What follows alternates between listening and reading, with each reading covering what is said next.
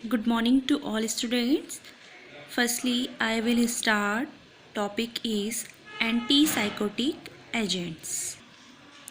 Antipsychotic agent, these are the drug used for the treatment of major psychosis. Psychosis means mental process. ऐसी drug जो कि आपके साइकोसिस disorder को treat करने के लिए यूज़ की जाती है। एंटीसाइकोटिक एजेंट को न्यूरोलैप्टिक्स भी कहते हैं। और जो ड्रग यूज़ कर रहे हैं यानी कि आपकी एंटीसाइकोटिक एजेंट जो होते हैं ये आपकी डिस्टर्ब बिहेवियर और एजिटेशंस को रिड्यूस करती हैं। ठीक है, this agent abnormality to normal condition, ऐसी ड्रग जो कि एबनॉर्मलिटी कंडीशन से नॉर्मल कंडीशन में फिर से उसको ट्रीट करती है। ठीक है, अब साइकोसिस क्या होता है? साइकोसिस disorder, this severe condition change behaviour, thoughts, abnormal behaviour, loss of capacity of recognise reality, delusions and hallucination. यानी साइकोसिस डिसऑर्डर जो एक ऐसी डिसऑर्डर है, एक सीवियर कंडीशन है जिसमें पेशेंट का जो है बिहेवियर चेंज हो जाता है, थॉट्स चेंज हो जाती है, एबनॉर्मल बिहेवियर करता है और loss of capacity recognise reality, यानी कि उसको रियलिटी को वह रिकॉग्नाइज अच्छे से नहीं कर पाता, यानी कि इसकी जो मेमोरी है वो लॉस होती है। डेल्यूजन्स एंड हेलुसिनेशन, डेल्यूजन्स होता है एक ऐसी कंडीशन जिसमें आपको लगेगा कि आपके हिसाब से जो चीज़ दिख रही है वो हो रही है लेकिन एक्चुअल में होती नहीं है। जो चीज़ आपको लगता है कि हो रही है लेकिन एक्चुअल में नहीं होती है, वो डेल्यूजिनेशन। और हेलुसिनेशन मतलब एक ऐसी आपको इमेज नहीं दिखती है, ऐसा इमेज दिखता है मतलब जैसे कि आपको भ्रम टाइप है ना, भ्रम होता है कि वो चीज़ है लेकिन एक्चुअल में होती नहीं है। ठीक है, एंटीसाइकोटिक एजेंट जो होते हैं ये मेनली 3 टाइप्स के होते हैं, कॉग्निटिव डिसऑर्डर, फंक्शनल डिसऑर्डर और एक होता है आपका अफेक्टिव डिसऑर्डर। कॉग्निटिव डिसऑर्डर जो होती हैं ये आपके माइंड से रिलेटेड होती है, यानी कि जो आप एक्टिविटी करते हो उसमें क्या हो जाती हैं, आपकी एबनॉर्मलिटीज़ आ जाती है। ठीक है, यानी कि आपको सोचने, यानी कि आपके थॉट्स जो हैं और जो आपकी लर्निंग प्रोसेस है वो आपकी जो कैपेसिटी है वो लॉस हो जाती है। ठीक है, यानी आपको राइट और रॉन्ग का जो कैपेसिटी है वो लॉस हो जाता है। ठीक है, कॉग्निटिव डिसऑर्डर के सिम्टम्स है डेलिरियम, डेमेंशिया और कन्फ्यूज़न। डेलिरियम जो होता है वो आर्टिफिशियल कंडीशन जिसमें आपको सिर्फ चीज़ें आर्टिफिशियल ही दिखती है। ठीक है, डेमेंशिया लॉस ऑफ मेमोरी, जिसमें आपकी मेमोरी जो है वो लॉस हो जाती है और कन्फ्यूज़न आपको प्रॉपर तरीके से आपके माइंड में रहता है। एक होता है फंक्शनल डिसऑर्डर, ये नॉन स्पेसिफिक डिसऑर्डर है जिसको इसके अंदर क्या होता है मेनली, इसके अंदर मेमोरी एंड ओरिएंटेशन जो होता है वो सही होता है, यानी कि आपकी मेमोरी और ओरिएंटेशन जो होता है वो राइट होता है लेकिन इमोशंस और थॉट्स और बिहेवियर ये आपके इसमें चेंज हो जाते हैं। किसमें? फंक्शनल डिसऑर्डर में। ठीक है, emotional thoughts and behaviour alter and means आपको बैड एंड गुड न्यूज़ अगर जब भी मिलती है, मीन्स आपको कोई गुड न्यूज़ दे रहा है या बैड न्यूज़ दे रहा है तो आपका जो रिएक्शन होता है वो क्या होता है, कांस्टेंट होता है। ठीक है, अब ये देखिए क्लासिफिकेशन। ठीक है, क्लासिफिकेशन में देखिए फर्स्ट कैटेगरी है आपकी फिनोथायजीन, इसमें भी एलिफेटिक साइड चेन के अकॉर्डिंग, पिपेराइडिन साइड चेन के अकॉर्डिंग और पिपराजिन साइड चेन के अकॉर्डिंग इसको स्ट्रक्चर के अकॉर्डिंग ही इसको क्लासिफाइड किया है। ठीक है, फर्स्ट ड्रग है आपकी क्लोरप्रोमाजीन, ट्राइफ्लूप्रोमाजीन, थायरोडेजिन, ट्राइफ्लोरोपेराजिन और फ्लूफेनाजिन। ठीक है, ये है आपकी सेकंड कंडीशन। ठीक है, इसमें आता है ब्यूटारोफिनोन, इसमें आता है हेलोपेरिडोल, ट्राइफ्लोपेरिडोल, फेनिफिरापेरिडोल। ठीक है, और थायोजेंथिन में आता है पैंथिक्सोल। अदर हेट्रोसाइक्लिक के अंदर आता है पीमोजाइड, लोक्सापिन। और फिफ्थ आता है आपका अटिपिकल एंटीसाइकोटिक, यानी कि आपका आता है रिस्पैरिडोन और ओलेक्जेपिन, ठीक है, एरिपिप्राजोल, जिप्रासिडोन, ठीक है। ये आपकी जो होती है मेनली इस तरीके की ड्रग, यानी कि दो कैटेगरी होती है आपकी, टिपिकल और अटिपिकल। अब आता है आपका फार्माकोलॉजिकल एक्शंस, यानी कि जो भी अपन ड्रग ले रहे हैं उसका फार्माकोलॉजिकल एक्शन क्या है। फर्स्ट है CNS यानी सेंट्रल नर्वस सिस्टम। इसके अंदर ये क्या होता है, जब ये ड्रग लेते हैं, एंटीसाइकोटिक ड्रग जब भी लेते हैं तो इसमें इरेशनल बिहेवियर कॉज होता है, ठीक है। Irrational behaviour means abnormal behaviour, ठीक है। इरेशनल मतलब कि जब एबनॉर्मल बिहेवियर होता है साइकोसिस पेशेंट को, तो वह इस कंडीशन में क्या हो जाता है, एबनॉर्मल बिहेवियर से नॉर्मल बिहेवियर में, ठीक है, यानी कि इरेशनल बिहेवियर कॉज होता है।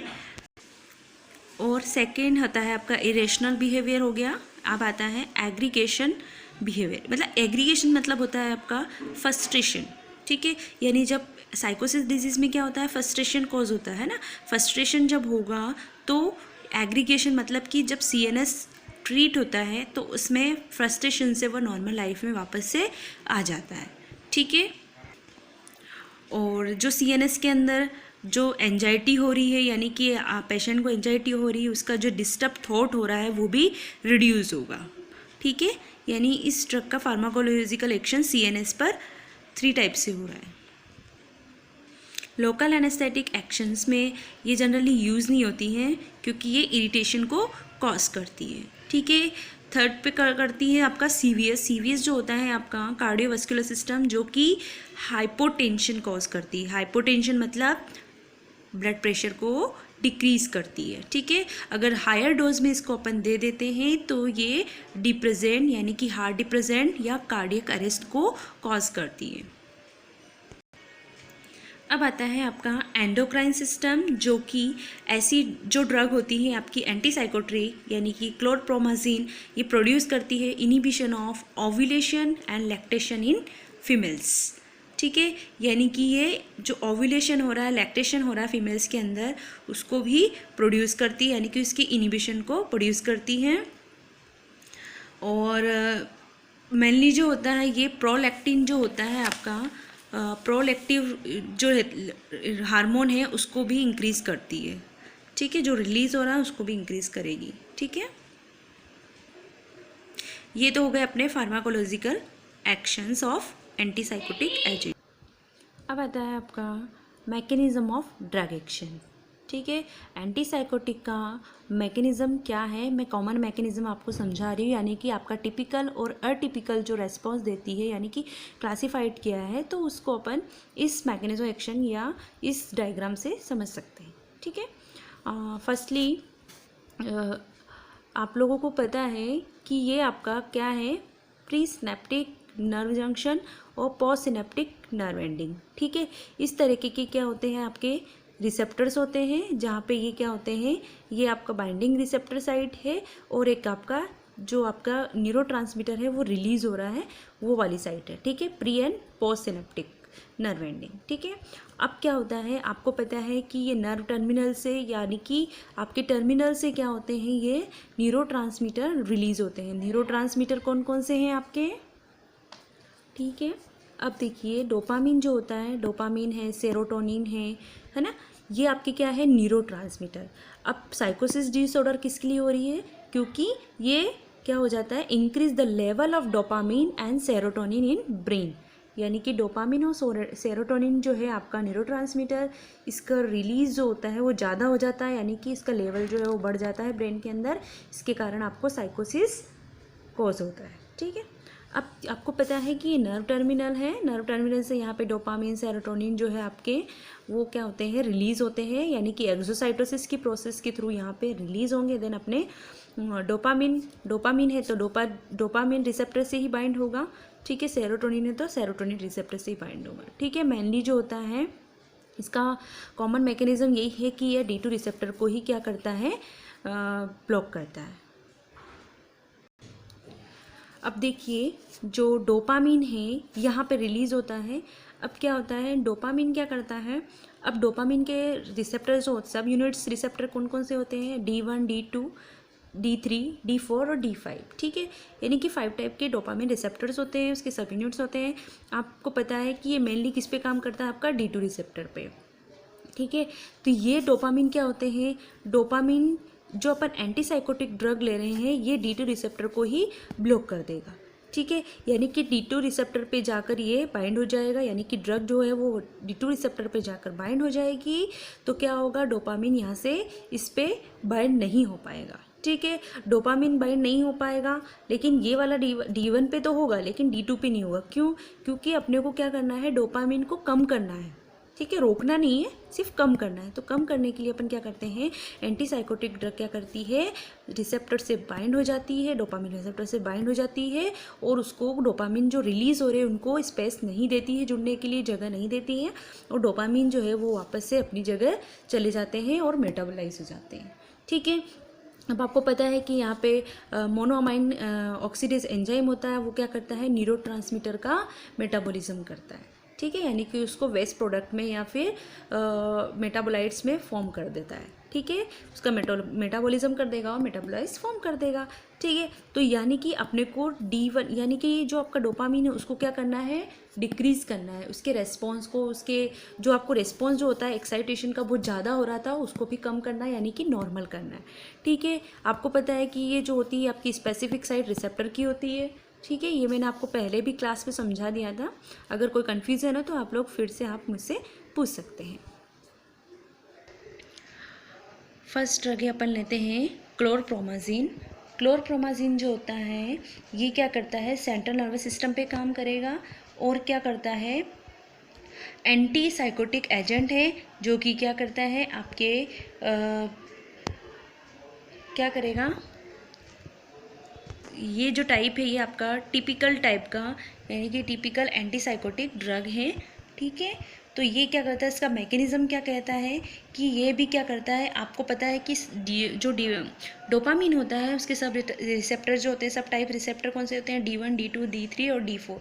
ये मेनली क्या करता है आपका, यानी कि D2 रिसेप्टर को क्या करेगा, ब्लॉक करेगा, ठीक है। और डोपामिन जो रीअपटेक हो रहा है वो रीअपटेक होगा मतलब यानी कि डोपामिन को रीअपटेक होने के बाद कहाँ जाता है, आपको पता है मोनोअमाइन ऑक्सीडेज एंजाइम जो उसको क्या कर देता है, मेटाबोलाइज कर देता है, ठीक है। यानी क्लोरप्रोमाज़िन जो है वो D2 रिसेप्टर पर जाकर बाइंड हो जाएगी और डोपामिन को बाइंड नहीं होने देगी, ठीक है। डोपामिन को बाइंड नहीं होने देगी मतलब D2 रिसेप्टर ब्लॉक हो जाएगा, ठीक है, ओके। ये देखिए डायग्राम, इसमें देखिए ये क्लोरप्रोमाज़िन जो है ड्रग ये सर्कल में है, ये न्यूरोट्रांसमीटर हैं जो कि D2 रिसेप्टर पर जाकर D1, D3 सब पे जाकर क्या होते हैं, ब्लॉक बाइंड हो जाते हैं। बाइंड होने के लिए अपन क्या करते हैं, जो ड्रग दे रहे हैं ये ड्रग क्या करती है, इसको ब्लॉक कर देती है, D2 रिसेप्टर को या रिसेप्टर को ही ब्लॉक कर देगी, ठीक है। ब्लॉक कर देगी मतलब डोपामिन को जुड़ने ही नहीं देगी, ठीक है। और सेकंड जो है आपका सेरोटोनिन, जो सेरोटोनिन के अंदर जो है 5-HT1 और 5-HT2 इसके अंदर क्या होता है, ये मेनली आपके जो अटिपिकल ड्रग होती हैं ये मेनली उसमें कुछ ही ड्रग के लिए जो होता है मेनली काम करता है, ठीक है। यानी 5-HT1 मेनली तो जो होता है वो आपका D2 रिसेप्टर ही और D3, D4 ही हैं, डोपामिन रिसेप्टर ही ब्लॉक होते हैं, पर कुछ ही ड्रग होती हैं जिनका जो ब्लॉकिंग एजेंट होता है वो आपका सेरोटोनिन के लिए होता है, ठीक है।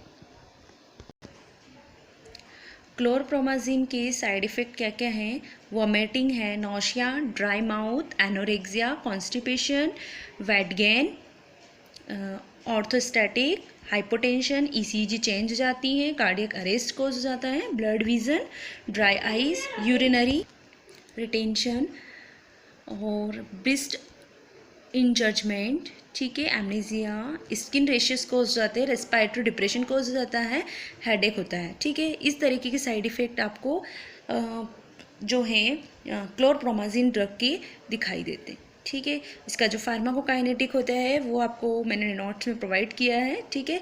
ऑनसेट ऑफ एक्शन जो होता है 30 मिनट्स का होता है एब्जॉर्प्शन, और इसका जो ड्यूरेशन ऑफ एक्शन है वो 4 to 6 आवर तक होता है। आई एम वेल एब्जॉर्ब, यानी कि IM के थ्रू इसका एब्जॉर्प्शन 15 to 20 मिनट्स लगता है, और IV के थ्रू इसका ऑनसेट ऑफ एक्शन 5 मिनट्स है, ठीक है। और इसका एक्सक्रीशन जो होता है वो यूरिन के थ्रू होता है, जो कि और मेटाबोलाइज हो जाता है वो लीवर के थ्रू होता है, ठीक है। और इसका जो प्लाज्मा हाफ लाइफ है वो 10 to 30 आवर्स तक होता है, ठीक है। और इसका कॉन्ट्राइंडिकेशन जो होता है इसका हाइपर सेंसिटिविटी होता है, liver impairment, coma, bone marrow, depression, alcohol barbiturates withdrawal, ठीक है। और 2 साल से जो बच्चे कम होते हैं उनके लिए बहुत ज़्यादा प्रिकॉशंस रखने पड़ते हैं, और मेनली होता है आपका प्रेगनेंसी, ठीक है।